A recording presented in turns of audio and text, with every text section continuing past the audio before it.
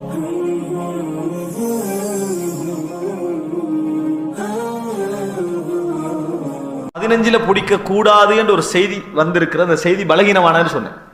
ஷாத்தானது 15 பிடிக்க கூடாதுன்னு சொல்றாங்களே அந்த செய்தி பலகீனமானது, ஆதாரமற்றது. கடைசியில தான் பிடிக்கக்கூடாது. ரமலானுடைய கடைசி 29 ஷஅபானுடைய கடைசி 29 என்ன செய்யக்கூடாது? பிடிக்கக்கூடாது. 28 இருந்து முதலாவதுல இருந்து 28 வரைக்கும் தாராளமா என்ன செய்யலாம்? நோம்பு பிடிக்கலாம். தாராளமாக அந்த 10 கிலோ நோம்பு பிடிக்கலாம். சரியா? பராட்டால பத்த ரொட்டியா? ரைட். அதாவது ரொட்டியும் வாழைப்பழமும் கொடுக்கக்கூடிய சிறப்பு நாள் பற்றிய கேள்வி என்னன்னா, அந்த 15 என்ன செய்வாங்கன்னு சொன்னால் பராத்து நாள் என்று சொல்லி அந்த நாளில் தான், அதாவது ஃபிஹா யுஃப்ரகு குல்லு அம்ரின் ஹக்கீம் என்று சொல்லி எல்லா விஷயங்களும் அதனால் தீர்மானிக்கப்படுகிறது என்று சொல்லி, அதனால் எல்லாருக்கும் பாவங்கள் மன்னிக்கப்படுகிறது என்று சொல்லி, அந்த நாள் அல்லாஹு தாலா எல்லாரும் மீதும் திருப்தி அடைகிறான்னு சொல்லி, அதனால் அல்லாஹு தாலா முதலாவானத்துக்கு இறங்கி இப்படி என்று பல விதமான சிறப்புகளை சொல்லி அந்த நாளை சிறப்படுத்துகிறாங்க. 15வது நாளை நோன்பு பிடித்தால் என்னென்ன சிறப்பு இருக்கிறன்னும் சில செய்திகள் என்ன செய்யற வந்திருக்கின்றன. ஆனால் ஒரு நாளும் இந்த ஒரு நோம்பாவை பிடிங்க என்று சொன்னாங்களே, அதை கூட எங்க கொண்டு போய் வைக்கிறாங்க தெரியுமா? சரர ஷஅபான் வருது. நான் என்ன சொன்னேன்? ஆரம்பம், மத்திய பகுதி, கடைசி, 3 கருத்தும் அதுக்கு வரும். இது பராத்து தான் பிடிக்கும்னு சொல்றோம். என்ன செய்வாங்க தெரியுமா? நடுப்பகுதியில யார் நோன்பு பிடிக்கவில்லையோ அவர்கள் ஷவ்வால்ல கட்டாயம் கலா செய்யணும்ன்ற சொன்னார்கள். ஏன்னா சரருக்கு 3 அர்த்தமும் இருக்குது. அப்ப அந்த அடிப்படையில் நடுப்பகுதிக்குரிய ஹதீஸாக இந்த ஹதீஸ் என்ன செய்யறாங்க? கொண்டு வந்து வைக்கிறாங்க. அன்புள்ள சகோதரர்கள், ஒருவர் 15ஆம் நாள் நோன்பு பிடிக்கிறாங்கன்னா பிரச்சனை இல்லை. ஏன்? ஷஅபான் நாளுடைய நாள் அது. ஷஅபான்ல 13 பிடிக்கலாம், 15 பிடிக்கலாம், 17 பிடிக்கலாம், 21 பிடிக்கலாம், வேண்டிய மாதிரி பிடிக்கலாம். நோன்பு பிடிக்கிற பிரச்சனை இல்லை. 15க்கு இன்னும் சிறப்பு இருக்கிறது என்று நினைத்து பிடித்தால் அதுக்கு எந்த விதமான ஆதாரமும் இல்லை. அந்த நாளில் என்ன ஆச்சரியமான விஷயம் என்னன்னா, அந்த நாளில் ரொட்டியை சுட்டு ஒரு வாழைப்பழம் வச்சு அனுப்புறாங்க. அதுக்கு ஒரு விளக்கம் சொல்றாங்க. என்னன்னா, நாளை மறுமையில் இந்த ரொட்டி கொடையாகவும் இது புடியாகவும் வருமா? அப்ப சுபஹானல்லாஹ், எதுக்காக வேண்டி? அந்த சூரிய ஒளி இருக்குது, சூரிய அந்த கதிர், அதை தாங்கி பிடிக்கிறதுக்கு இந்த வாழைப்பழம் ரொட்டியும் வருமா? அப்படி என்று சொல்லி அவர்கள் வைக்கிறார்கள். அப்ப இது என்னது? ஒரு தவறான நம்பிக்கை. இப்படியான நம்பிக்கை மக்களுக்கு மத்தியில் பரவி இருக்கு. இதுக்கு எந்த விதமான மார்க்க ஆதாரமும் இல்லை. ஒரு ஆள் 15 நோம்பு பிடிக்க நினைச்சாருன்னு சொன்னா அதுல பிள்ளை இல்லை. ஆனா அவர் நினைக்கணும் 13க்கு என்ன சிறப்போ ஷஅபான், 17க்கு என்ன சிறப்போ, 21க்கு எது சிறப்போ, அதுதான் 15லையும் சிறப்பு. மற்றபடி வேற எந்த சிறப்பும் இந்த 15க்கு இல்லை என்பதை நம்ம என்ன செய்யணும்? புரிந்து கொள்ள வேண்டும். இது ஒரு பிதாத்தான நடைமுறை. இந்த ஷவை பராத் என்று சொல்றது, பராத்து சம்பந்தமாக தனியாக பேசினால் ஒரு மணி நேரம் என்ன செஞ்சிடும்? அதுக்கு போகக்கூடிய அளவில் அவர்களுடைய வாதங்கள், எதிர்வாதங்கள், மூட நம்பிக்கைகள் என்ற ஒரு பெரும் பகுதி அதில் என்ன செய்து இருக்குது. அதனால அந்த ஷஅபான் நான் ஒரு சுருக்கமாக என்ன செஞ்சுட்டேன், முடித்து விட்டு, இந்த இது ஒரு பிதாத்தான நாள். இதை கொண்டாடுவதோ நோன்பு பிடிப்பதோ மார்க்கத்தில், அதாவது இதை நினைத்து நோன்பு பிடிப்பதோ மார்க்கத்தை தடையான அம்சம் என்பதை நாம் புரிந்து கொள்ள வேண்டும்.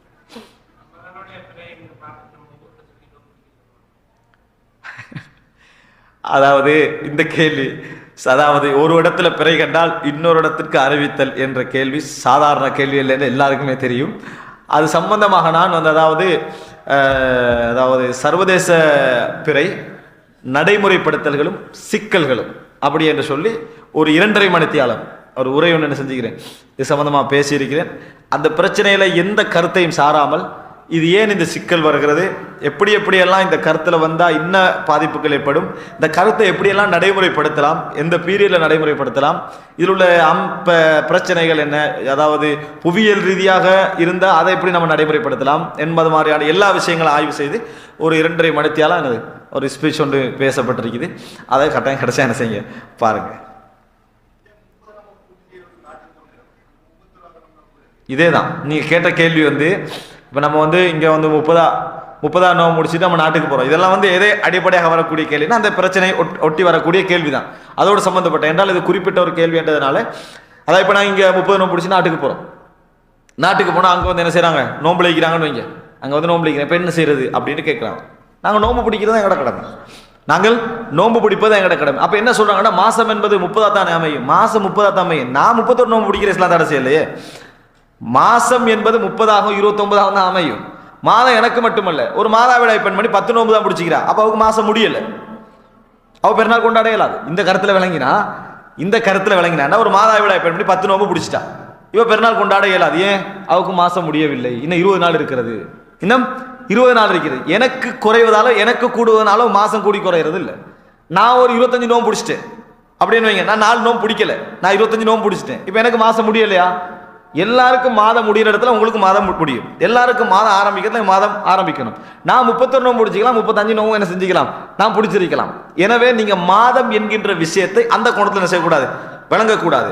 மாதம் 29ஆகவும் அமையும் 30ஆகவும் அமையும் என்பது எனது நோன்பை வைத்து அல்ல. சரியா?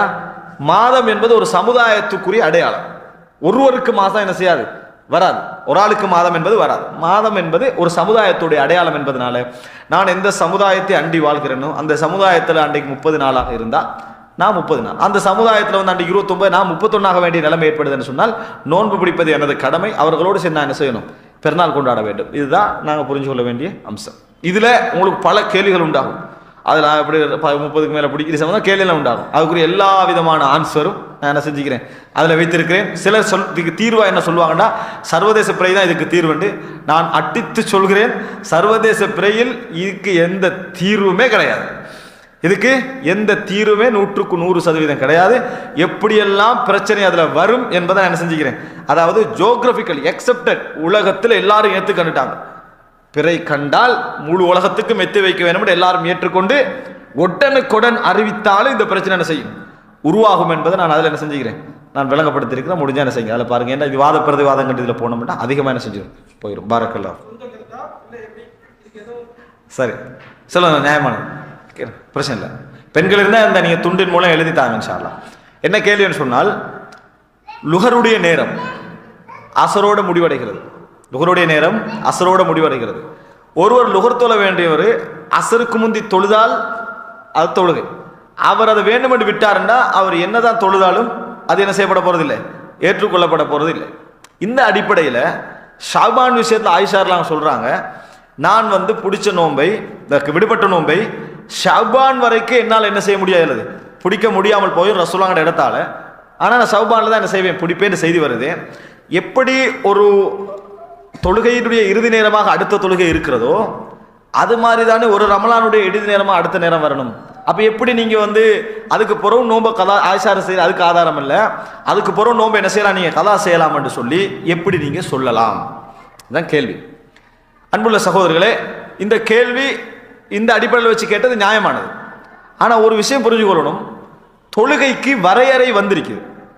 லுகருடைய தொழுகை அந்த நாளில் அந்த நேரத்தில் நீங்கள் மிஸ் ஆகினா உங்களோட தொழுகையுடைய நேரமே அடுத்த தொழுகை வரைக்கும் தான் என்றது ஹதீஸ், நேரடியான ஹதீஸ். அடுத்த தொழுகைக்கு பிறகு உங்களுக்கு என்னது, அந்த தொழுகையுடைய நேரம் இல்லை. ஜிப்ரீல் அலைஹிஸ்ஸலாம் தொழுகையுடைய ஆரம்பத்திலே தொழுது காட்டி, தொழுகையுடைய கடைசியிலே தொழுது காட்டி, இதுதான் தொழுகையுடைய நேரம், இது தாண்டினா தொழுகை இல்லைன்னு சொல்லிட்டாங்க. ரசூலுல்லாஹி ஸல்லல்லாஹு அலைஹி வஸல்லம் கூட அதை தாண்டினால் 2 பேருக்கு தான் அனுமதி, தூங்கினால் மறந்தால், மற்றபடி யாருக்கும் அதை தாண்டி தொழுது அது கலா தொழுகை நோண்டி இல்லை இஸ்லாம் சொல்லிட்டு. ரமலானுக்கு ஒரு ஹதீஸும் நேரடியாக எங்கேயும் இல்லை, இந்த ரமலானுடைய விடுபட்ட நோன்பை இந்த ரமலான் தான் எல்லை என்று நேரடியாக எந்த ஹதீஸுமே இல்லை. இதை நல்லா புரிஞ்சுக்கிறோம். ஏன்னா அல்லாஹ் தஆலா குர்ஆன்ல ஃபஇத்தத்தும் மின் ஐயாமின் உஹர், வரக்கூடிய காலங்களில் நீங்கள் நாட்களை தேர்வு செய்து கொள்ளலாம். அல்லாஹ் வரையறுக்கல, ஒரு நோன்புல விடுபட்ட கலாவை எந்த நாளும் அல்லாஹ் தஆலா வரையறுக்கவில்லை. அடுத்த நோன்பு தான் அவருடைய காலம் என்று அல்லாஹ் தஆலா வரையறுக்கல. ஆயிஷா ரலியல்லாஹு ஹதீஸ் வரையறுக்கிறதான்னு கேட்டால் இல்லை.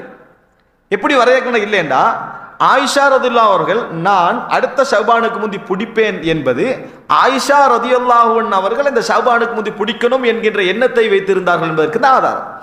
எப்பயும் ரசூலுல்லாஹ் அதை சொன்னார்கள், ரசூல் ஸல்லல்லாஹு அலைஹி கட்டளையிட்டார்கள், ரசூல் ஸல்லல்லாஹு அலைஹி வஸல்லம் என்ன செய்தார்கள், இந்த ஷஅபானை எனக்கு எல்லையாக சொன்னார்கள் என்றால் தான் அது கடமையாக மாறும், மற்றவர்களுக்கு வாஜிபாக மாறும். எல்லா செயற்பாட்டிலும் அப்படிதான்.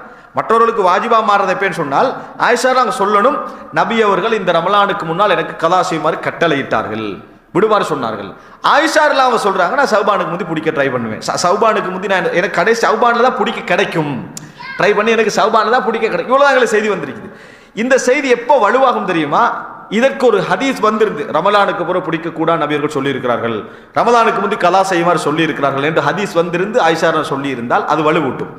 மற்றபடி அது ஆயிஷா அப்படி செஞ்சிருந்தாங்கடா, எப்படியும் நாங்களும் எப்படி ஷஅபானுக்கு முந்தி பிடிச்சிரோம் இந்த ரமலானுடைய நோன்பை என்கின்ற ஆர்வம் கொண்டு பிடிக்கிறோமோ அந்த எல்லையோடு அது முடிச்சிடும்.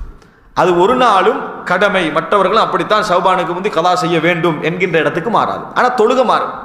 ஏன்னா தொழுகைக்கு நேரடி ஹதீஸ் என்ன செய்யுது இருக்குது. அதான் வளரும். இஸ்லாமிய மார்க்கத்தை அல் குர்ஆன் சுன்னா அடிப்படையில் தெரிந்து கொள்ள இன்ஷா அல்லாஹ் ஹலால் டாக்ஸ் தமிழ் எனும் யூடியூப் சேனலை சப்ஸ்கிரைப் செய்து எம்மோடு இணைந்து கொள்ளுங்கள்.